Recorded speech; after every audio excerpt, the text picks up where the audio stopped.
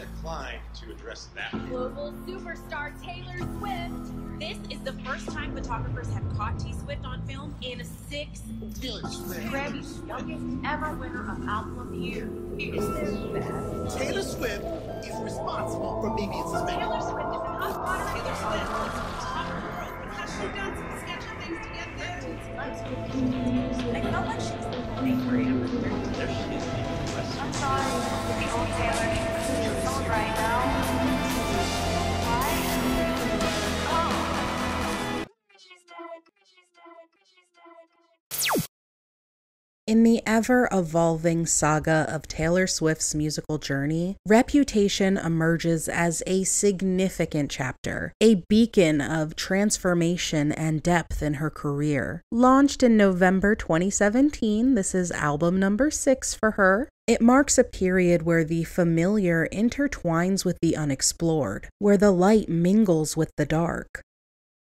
In Reputation, Taylor embarks on a masterclass of storytelling, often misunderstood as merely intense and shadowed, yet its true essence is in its deep exploration of the complexities of love and life under the relentless gaze of fame.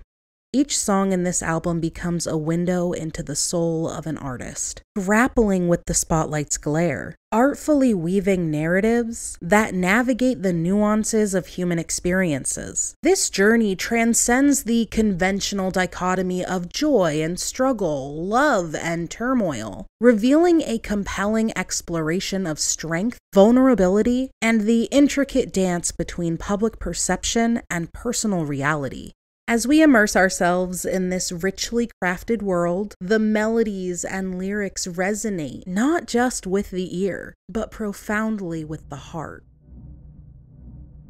When people decided I was wicked and evil and conniving and not a good person, that was the one that I couldn't really bounce back from because my whole life was centered around it.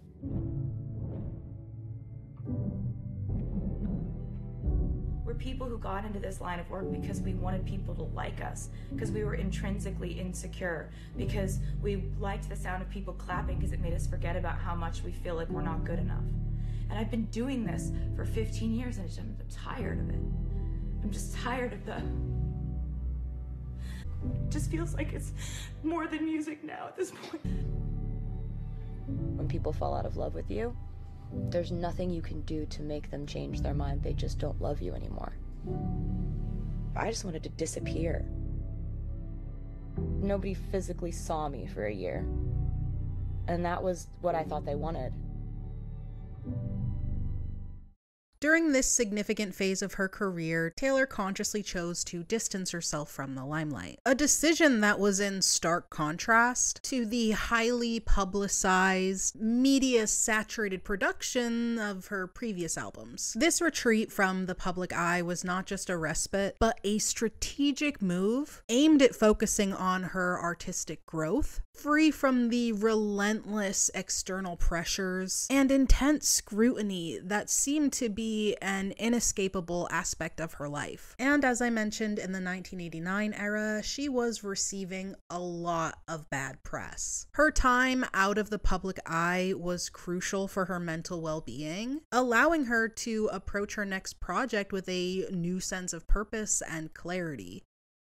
Recording Reputation marked a pivotal point in Taylor's musical journey. This album significantly diverged from her earlier works, not only in its sound, but also in the creative approach behind it.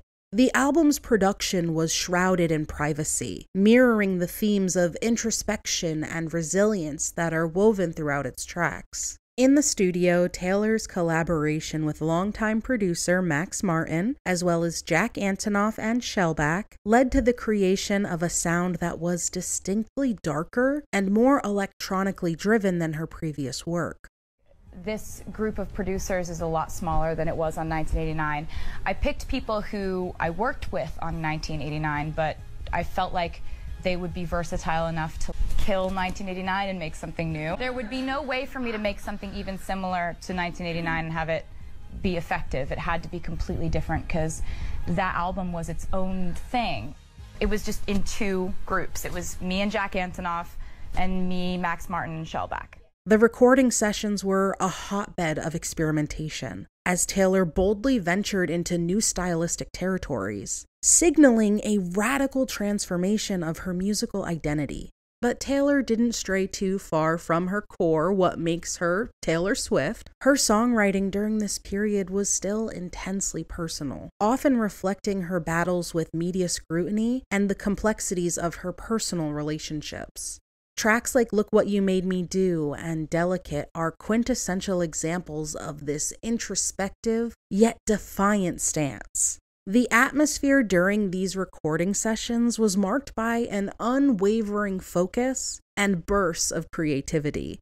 Taylor, renowned for her meticulous approach to songwriting and recording, was deeply involved in ensuring that each track precisely captured the emotions and narratives she wanted to express. As I mentioned, the production of the album was conducted under a veil of utmost secrecy, with Taylor and her team dedicated to preventing any leaks and maintaining the surprise element for the album's eventual release. This careful management of the album's production process underscored Taylor's commitment to presenting her work in a way that was both authentic and impactful. Reputation ultimately emerged as a symbol of Taylor's resilience, and as we've seen before, her ability to reinvent herself, especially in the face of adversity. The album's recording process was not just about making music. It was about crafting a narrative that was both a response and a departure from the public persona that had been thrust upon her. The result was an album that resonated with fans and critics alike, yet again showcasing Taylor's growth as an artist and her unwavering commitment to her craft. The tracks, each a chapter in Taylor's narrative, range from gritty, hard-hitting numbers to soulful ballads. Taylor herself said that this album is about finding love through all of the noise. And we're like, guys, this album's gonna be one thing. And when the album came out, it's legitimately an album about finding love throughout all the noise. And so it starts with the noise and how that all makes you feel, and how it makes you feel when people are saying things about you that you feel like aren't true, and living your life sort of in defiance of that, in defiance of your reputation. And then sort of in the middle of the album, you kind of realize, okay, so how much do I really value that? Like, if you can find something real in spite of a bad reputation, then isn't that what matters the most to you? And doesn't it matter the most to you that you know who your real friends are now? Now let's go down this track list one bop at a time, down the linear timeline. Number 1, Ready For It, sets a dynamic and bold tone as the album's opener. Basically, Ready For It is like, it kind of introduces a metaphor that you may hear more of throughout the rest of the album, which is like this kind of crime and punishment metaphor, where it talks about like robbers and thieves and heists and all that. And I found that to be a really interesting metaphor, but twisted in different ways throughout the album. The way that it's presented in Ready For It is basically like finding your partner in crime, and it's like, oh my God, we're the same, let's rob banks together, this is great. And you will hear that kind of theme carried on throughout the rest of the record, but not exactly in the same way as you heard it in Ready For It.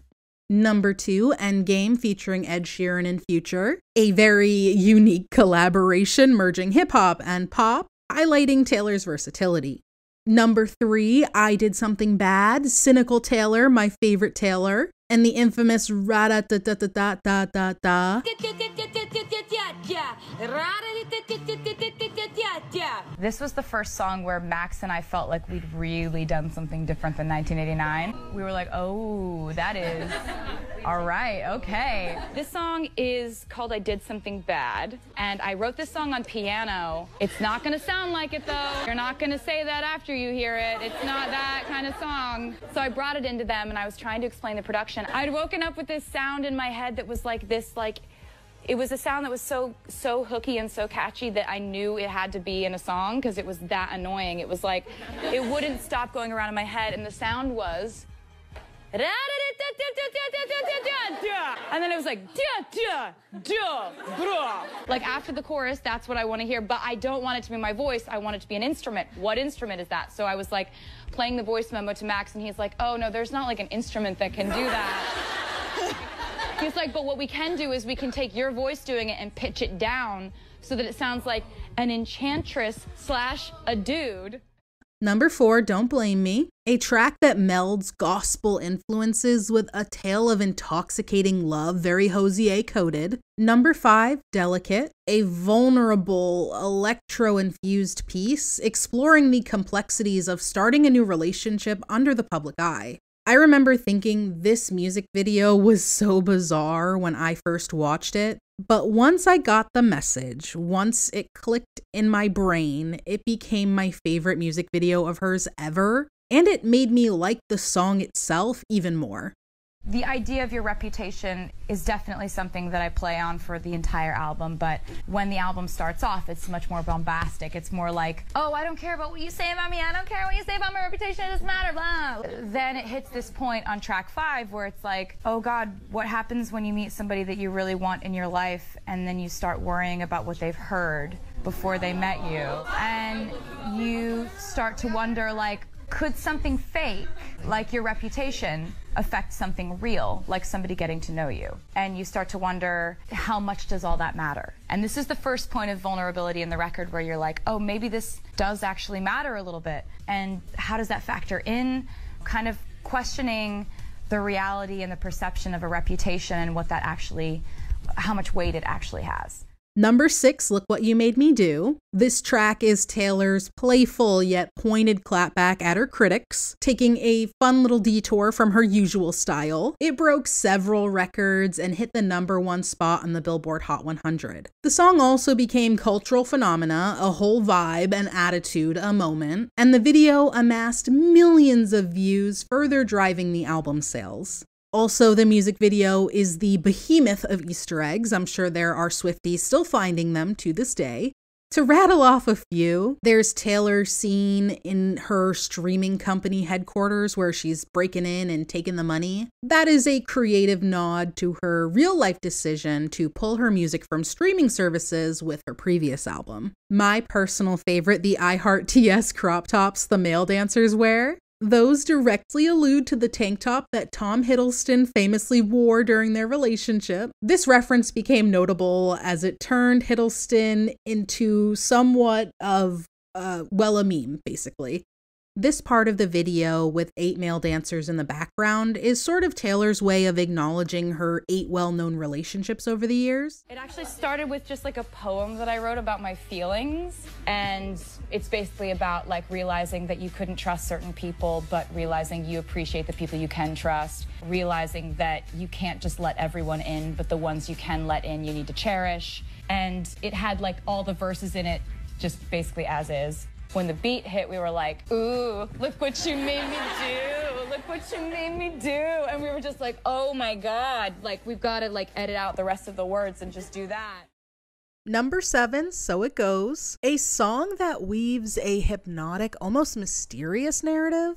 Number 8 is Gorgeous, and it has a very playful melody, contrasting with more intense tracks. Number 9 is Getaway Car, which plays out like a rom-com, quirky heist movie. Taylor being the ringleader of this wild love triangle circus, possibly love square circus. And even though you may know that your ringleader lover may leave you, you still wear your I Heart TS t-shirt to the beach regardless. Number 10, King of My Heart, a joyous, adorable, kind of corny love song that is sort of our transition into the softer side of the album, or at least a transition into a more positive perspective. This song is so corny, but I love it so much. One of the greatest bridges of her career. I may be mistaken, but I believe this is the first time, or one of the first times, that Taylor references sort of a teenage schoolgirl POV. And I have found that she uses that a lot as a metaphor to describe things that are probably very complex and hard for her to talk about in her career. Obviously, I'm just speculating, but immediately mine goes to Miss Americana and the Heartbreak Prince. And don't even get me started on that Betty, Augustine, James triangle. We're a long way from folklore, but Bombastic side eye. you are not fooling me with the buffoonery of it's all fake. I believe some of it's fake. Taylor likes to rewrite some history, embellish for the gals, but you do not sing illicit affairs like that.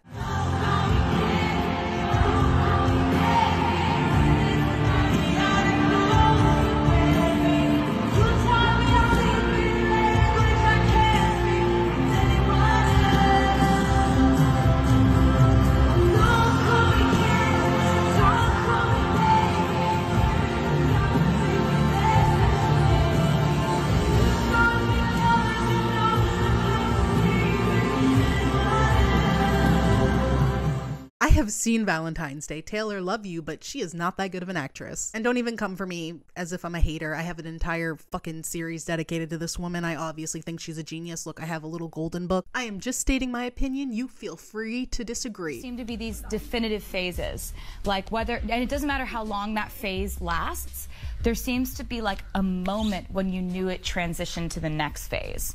People will be like, oh my God, we were friends for 6 years, and then there was this moment and we knew, and then it changed. Then there was a moment and it got even deeper, and then there was a moment and we knew. Or like, I saw this person and then there was this moment and we knew. Everybody has a different story with how they connect with someone else.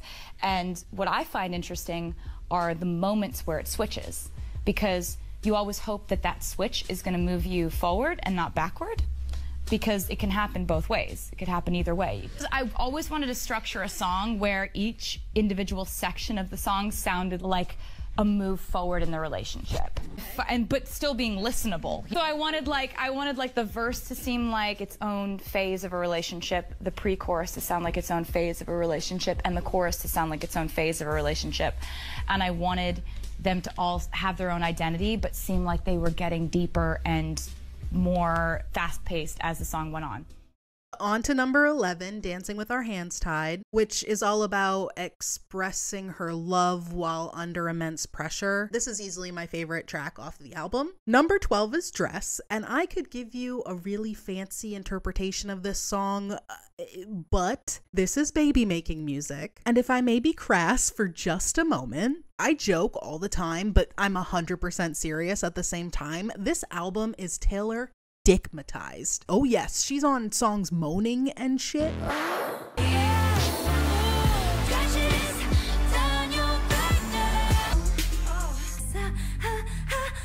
Taylor is just like us, for real. It happens to the best of us, girl. This is a song called Dress. This song was one of those things where like almost every line is like something that I came up with like a year before, and then like when I was writing the song I just like cherry picked and I was like that, like that, like that, like that. And I was really proud of the hook of this because it sounds like a pickup line, and yet it is a love song about deep and tender feelings. Number 13, This Is Why We Can't Have Nice Things. A jubilant, somewhat satirical take on the fallout from broken friendships. And this song is criminally underrated, I might add. It gives me all the fantastical Alice in Wonderland vibes, and it's sassy, which I appreciate quite a lot. The next song on the album it's about when people take nice things for granted. Like friendship, or like trusting people, or being open, or whatever. Like letting people in on your life, trusting people, respect, all that. Those are all really nice things. And so this is a song called This Is Why We Can't Have Nice Things. Number 14, Call It What You Want. This song is placed thoughtfully towards the album's end, and it's a very tranquil yet defiant love song, symbolizing Taylor's journey towards shedding concerns about her reputation and its impact on her romantic life. The way I feel the album is, as far as a storyline, is I feel like it starts with just like getting out any kind of like rebellion or anger or angst or whatever, and then like falling in love and realizing that you kind of settle into like what your priorities are, and like your life changes, but you welcome it because it's something that matters to you. And this last part of the album feels like settling into where I am now. So it kind of started with where I was when I started making the album and ends with kind of my emotional state now.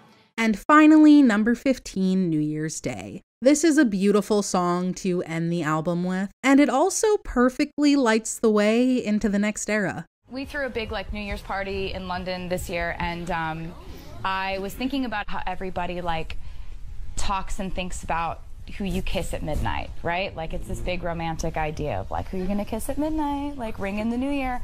And I think that is very romantic, but I think there's something even more romantic about who's gonna deal with you on New Year's Day, who's willing to like give you Advil and help you clean up the house. I think that like states more of a permanence. And so I was thinking about that, and I wrote this song called New Year's Day. I want to talk about the cover art for this album because wow, this cover is more than just a visual. It's a storytelling piece in its own right.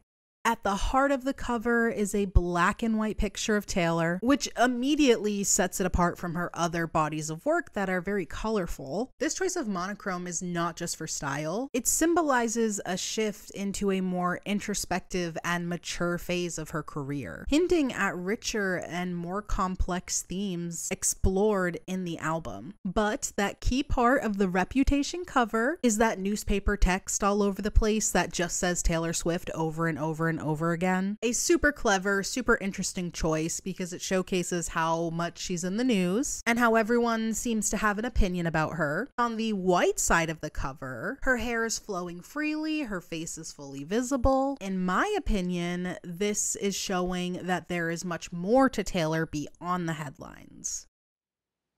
Taylor announced her new album. It's titled Reputation. Now this comes following her social media blackout and the release of those mysterious snake videos. Swift does things big, and the rollout for this album is certainly no exception. When it comes to the art of the drum, Taylor Swift is its Da Vinci. She also let us know that her next album, titled Reputation, will be out November 10th. Taylor Swift seems like she's going to be coming back. She released a 10-second video on her Instagram and Twitter and social media, and it looks, there's no sound, but it looks like it's the tail of a snake. Genius. You want to call her a snake? Well, watch out for her bite. Shakespeare wrote Reputation, Reputation, Reputation. Reputation was released on November 10th, 2017, and made an immediate impact on the charts. In its first week alone, the album sold 1.2 million copies, making it the biggest album of that year. This feat continued Taylor's streak of having each of her last 4 albums sell over 1 million copies in its debut week. The album's sales were bolstered by a strategic little release plan, always with Taylor, which initially withheld it from streaming services, encouraging direct purchases. Reputation debuted at number 1 on the Billboard 200 chart, a position it held for multiple weeks. Internationally, the album replicated this success, topping the charts in the United Kingdom, Australia, Canada, and many other countries. Trying not to think about you calling me with Grammy nominations. I know. Well, I'm trying to get the full list because right now, in the big categories of album, record, song, you are not nominated. Okay, it's this is good. This is fine. Yeah, and it's very similar. Everything is like this. You know, it's so weird. I said This is, you know what? Like, this is fine. This is. I just need to make a better record. Well, Reputation is a great record. No, I'm making a better record.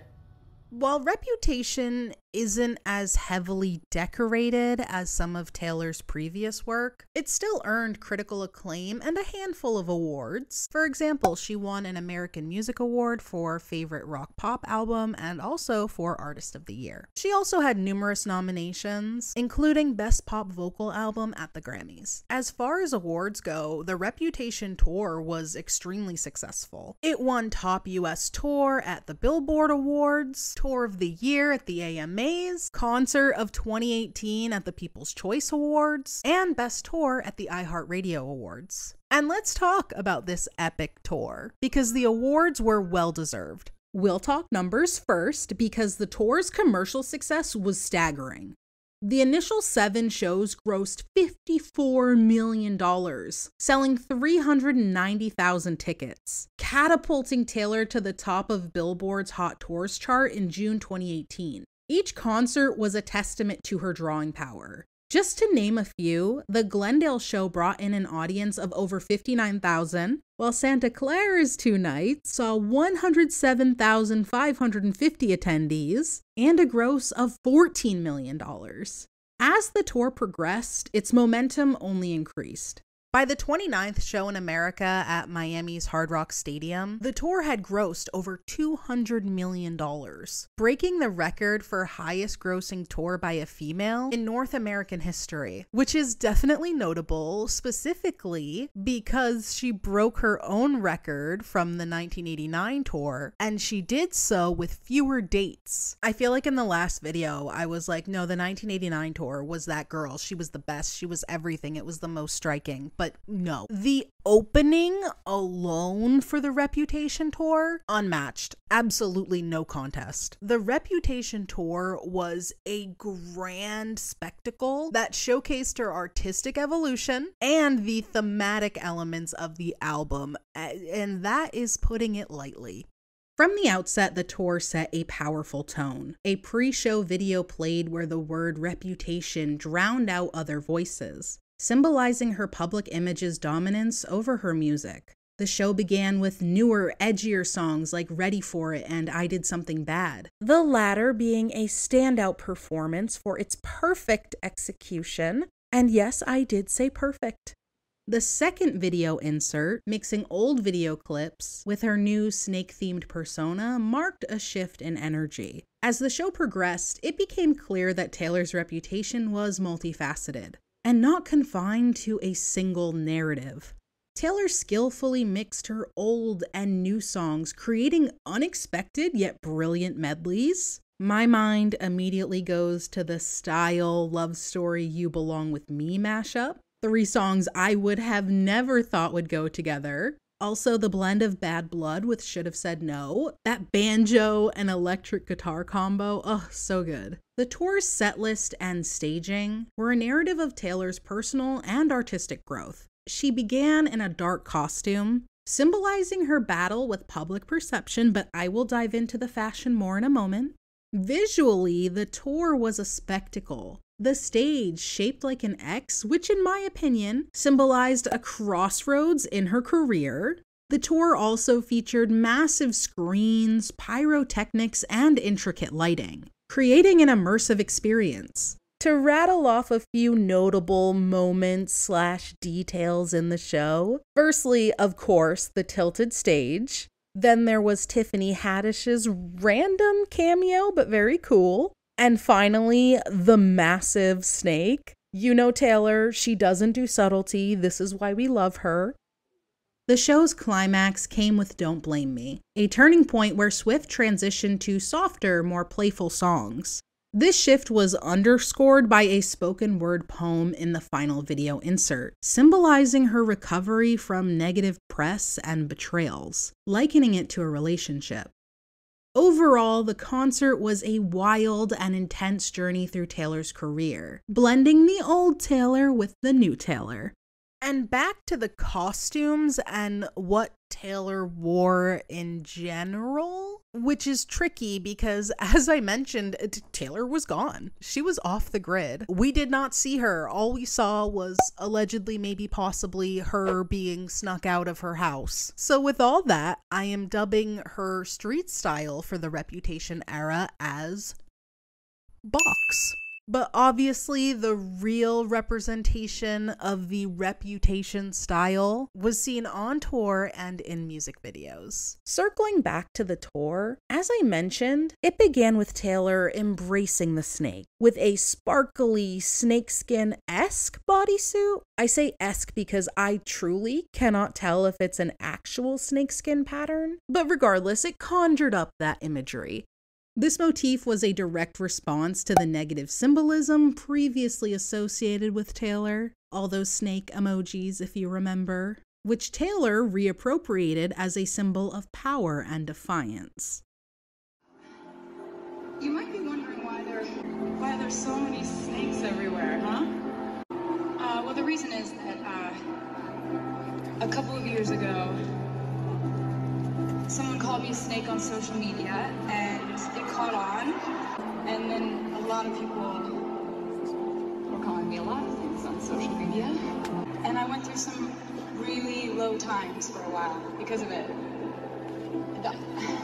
I went through some times when I didn't know if I was gonna get to do this anymore. I guess the snakes, I wanted to send a message to you guys that if someone uses name calling to bully you on social media, and even if a lot of people jump on board with it, that doesn't have to defeat you. It can strengthen you instead. And I think something that came out of it that was good is that I learned a really important lesson that I've been telling you from the stage for about 10 years, but I never had to learn it so harshly myself, and that lesson has to do with how much you value your reputation. And I think that the lesson is that you shouldn't care so much if you feel misunderstood by a lot of people who don't know you, as long as you feel understood by the people who do know you, the people who will show up for you, the people who see you as a human being. Throughout the initial segments of her performance, her costumes predominantly featured dark tones. There was a lot of black, but also I noticed black and gold, especially during the love songs. It's golden, am I reaching? Maybe. These choices mirrored the album's darker themes, portraying a stark contrast to her earlier aesthetic. The only random costume choice was that rainbow sherbet. Do you say sherbet or sherbet, like it's spelled? Sherbet. Sherbet doesn't sound right. Anyway, that rainbow sherbet colored dress paired with dark boots. It felt very weird, very out of place, but I have to believe that was on purpose. And it definitely marked a narrative transition in the concert. And I think it was meant to reflect her past self, prior to her poor reputation metaphorically darkening her. Because she went back to the darker costumes after. And then as the show progressed, she stopped giving a shit about her reputation and was more focused on the love she had formed. And so the costumes gradually lightened or became softer, culminating in that shimmery blazer dress combo situation. This ensemble aligned well with the reflective and hopeful songs towards the end of her setlist. And as far as Taylor's hairstyles and makeup choices during the Reputation era, she was giving tousled, relaxed hair. The bangs were still banging, and her makeup was dramatic yet sophisticated, of course. She always has that layer of sophistication, with an emphasis on the darker lip shades and smoky eye makeup, further accentuating the album's darker, more mysterious vibe. And this was evident in Taylor's music videos as well. In the video for Look What You Made Me Do, Taylor dramatically showcased an array of outfits that symbolized various aspects of her career and public perception, culminating in a scene where her past personas are arguing with each other, signifying a break from her former self. This video featured a notable use of darker, edgier outfits. In contrast, Delicate presented a softer, more vulnerable side, with Taylor wearing a flowy blue dress that symbolized the album's underlying themes of genuine love and vulnerability amidst the chaos. The Endgame video saw her in an array of glamorous high fashion ensembles, moving through different global settings with confidence. The Reputation era marked the inception of her deliberate use of clothing as a storytelling tool. During this era, she not only embraced a darker aesthetic, but strategically employed her wardrobe to enhance the narrative arc of her music. This departure from a purely stylistic focus signaled a newfound intentionality where each outfit became a chapter in the larger story she was crafting. Especially when it came to branding the era, I feel like that's the best way to put it. So impactful that the trend persisted well beyond the Reputation era, becoming a consistent and integral element of Taylor's subsequent musical chapters. Overall, when we think of the Reputation era, it's characterized by an edgier and more experimental approach, even though there are flashes of softness, just like within the album. So this era is soft and sexy and mysterious and glittery and goldy. So I'm going to redub this era, just focusing on the music videos and the tour, Dark Liberace Ringleader. In tandem with her strategic use of fashion as a narrative device, Taylor's philanthropic endeavors during the Reputation era seamlessly mirrored the depth and intentionality she applied to her evolving style. Her efforts during this period underscore her dedication to various causes and her genuine connection with her audience. As I've mentioned in the previous era's videos, Taylor's charitable endeavors are diverse, reflecting her broad concern for social issues. One notable example was her response to the natural disasters that struck during this period. She made a substantial donation to the Houston Food Bank following Hurricane Harvey, directly assisting those affected by the catastrophic event. Her advocacy for sexual assault victims was another highlight of her philanthropy during this era. Following her own legal victory in a high-profile sexual assault case, Taylor made a substantial donation to the Joyful Heart Foundation, an organization dedicated to supporting victims of sexual assault, domestic violence, and child abuse. This action not only provided much-needed funds to the organization, but also raised awareness about these critical issues. Arguably one of the riskiest moments, but also one of the most meaningful moments, specifically in the world of social issues, was her decision to openly discuss politics during the Reputation era. This marked a significant departure from her previous public stance. Involved with politics or religion. Yeah, but this is on the home front. And also, back in the presidential election, I was in such a horrendous place that I wasn't gonna pop my head out of the sand for anything. Would you? I mean, just Bob, these aren't your dad's celebrities and these aren't your dad's Republicans. And it comes out against Trump. I don't care if they write that. I'm sad that I didn't 2 years ago, but I can't change that. That this is something that I know is right, and you guys, I need to be on the right side of history. And if he doesn't win, then at least I tried. It really is a big deal. She votes against fair pay for women. She votes against the reauthorization of the Violence Against Women Act, which is just basically protecting us from domestic abuse and stalking. She thinks that if you're a gay couple, or even if you look like a gay couple, you should be allowed to be kicked out of a restaurant. It's really basic human rights, and it's right and wrong at this point, and I can't see another commercial and see her disguising these policies behind the words Tennessee Christian values. Those aren't Tennessee Christian values. I live in Tennessee. I am Christian. That's not what we stand for. By embracing her vulnerabilities and turning them into strengths, Taylor not only reinvented herself, but offered a narrative that resonates with anyone who's found love and self-acceptance in the face of adversity. Reputation, with its undercurrents of romance and defiance, is not just an album or an era. It's a testament to the enduring power of growth and transformation while in the public eye. From dreams of lust and dark blue jeans to nightmares of dancing through avalanches and tilted stages, Reputation took us on a wildly vulnerable roller coaster ride that gave us an intimate look at what falling in love looks like when you're the biggest pop star in the world. And we learned her experience is not much different than you and I's experiences. Yet again, Taylor mastered the art of taking her most personal moments and making them extremely relatable. Reputation is a journey through a dark tunnel littered with glitter, broken bottles, intimacy, and self-discovery. But like any tunnel, at the end, there is daylight. Is this the end of all the endings? My broken bones are mending with all these nights we spent. I always look at albums as chapters in my life, and I am so, to the fans, I'm so happy that you like this one. I'm even more excited about the next chapter.